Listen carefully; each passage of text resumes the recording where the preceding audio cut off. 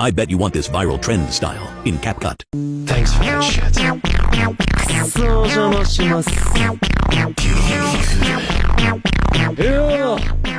Split your clip like shown. Make the first part 0.5 seconds and the rest 1 second.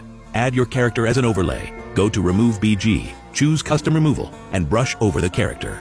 Then go to Stroke. Pick any option and color, zoom in on the character, and add 2 keyframes at the start and first split. On the first keyframe, drag the overlay completely down, then go to Graphs and select Ease Out. Add overlays of your character's face.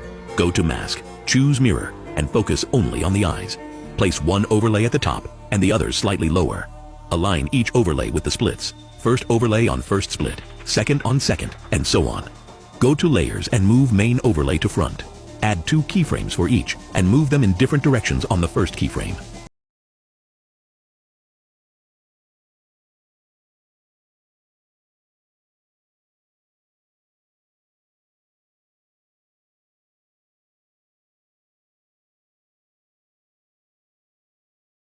Repeat this or all overlays. Follow for more videos.